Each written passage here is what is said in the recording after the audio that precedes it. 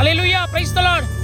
இந்த வியாழக்கிழமை இந்த மாலை வேளையிலும் யெகோவா பேங்கிங் லோன்ஸ் பிரயாணங்கள் ஜானகிபுரம் இந்த அப்பாயின்மெண்ட் முடிந்து இந்த இடத்திலும் உண்டாகக்கூடிய நம் ஆண்டவராகிய இயேசு கிறிஸ்துவினுடைய 917வது கர்த்தருடைய வார்த்தையினுடைய சத்தியம் என்னவென்று சொன்னால், பற்றுக்கு எதிரான ஒரு எச்சரிக்கையை பற்றி இன்றைக்கு வேதத்திலிருந்து பார்க்க போகிறோம். மத்தேயு 16வது அதிகாரம் 26வது வசனத்தில் ஆண்டவராகிய இயேசு கிறிஸ்து ஒரு அழகான வசனத்தை சொன்னார். ஒரு மனுஷன் உலகத்தில் இருக்கக்கூடிய எல்லாவற்றையும் ஆதாயப்படுத்தினாலும் சொத்து, பணம், செல்வம், புகழ், பேர் எத்தனை இந்த பூமியில சேர்த்து வச்சாலும் உன் ஜீவனை நஷ்டப்படுத்தினால் உனக்கு லாபம் என்ன மகனே?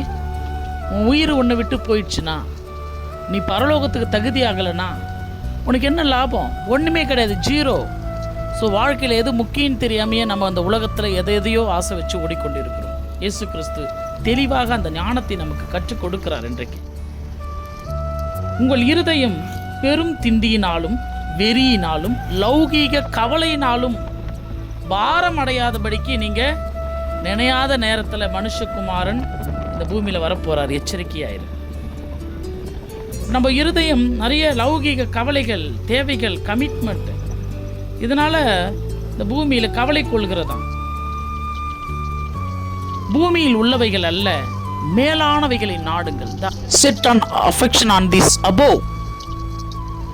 கர்த்தராகிய தேவனுடைய ஒரு எல்லா விதமான காரியங்களை இந்த பூமிக்கு வந்தார்ல ஏசப்பா எதையாவது இந்த உலகத்தில் ஒரு சொத்தை நேசிச்சாரா, பணத்தை நேசிச்சாரா, பொண்ணு நேசிச்சாரா, இல்லை அதிகாரத்தை நேசிச்சாரா, இல்லை தான் ராஜாவா நல்ல ஒரு பதவியோடு எல்லா மக்களும் என்ன பெரிய ஒரு அளவில் நினைக்கணும்னு யோசிச்சார்? எதையுமே யோசிக்கலையே அவர்.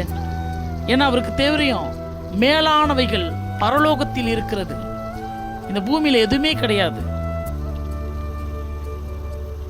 நாம் அவபக்தியையும் லௌகீக இச்சையையும் வெறுத்து தெளிந்த புத்தி உள்ளவர்களாக, தேவ பக்தி உள்ளவர்களாக இந்த உலகத்தில் ஜீவனம் பண்ண வேண்டும் என்று பைபிள் சொல்லுகிறது. நமக்கு தேவ பக்தி இருந்தா இந்த உலகத்தில் இருக்கக்கூடிய எதையுமே பெருசா நம்ம நினைக்க மாட்டோம். யாக்கோபு புஸ்தகம் 4வது வசனம் தெளிவா சொல்லும். 4வது அதிகாரத்தில், விபச்சாரரே விபச்சாரிகளே, உலகத்தினுடைய சிநேகிதம் தேவனுக்கு விரோதமான பகை. இப்போ இந்த உலகத்துல ஒருத்தவன் பெருசா உலகத்துல எல்லாத்தையும் நேசிச்சுக்கணும், உலகத்தை சிநேகிதம் வச்சுக்கணும், கடவுளை விட எனக்கு இந்த உலகத்துல பொன், பொருள் இதெல்லாம் தான் முக்கியம், உலகத்தில் உள்ள சிநேகிதம் தான் முக்கியம்னு சொல்லிட்டு வாழ்றான்ல, அவனை பார்த்து பைபிள் எப்படி சொல்லுது பார்த்தீங்களா? இழிவா கோபம் வரலாம் சிலருக்கு. ஆனால் கர்த்தருடைய வார்த்தை இது. உலகத்தை நேசிக்கிறவன் தேவனுக்கு விரோதியான். தேவனை அதிகமாக நேசிக்கிறவன் உலகத்தை அதிகமாக நேசிக்க மாட்டானா.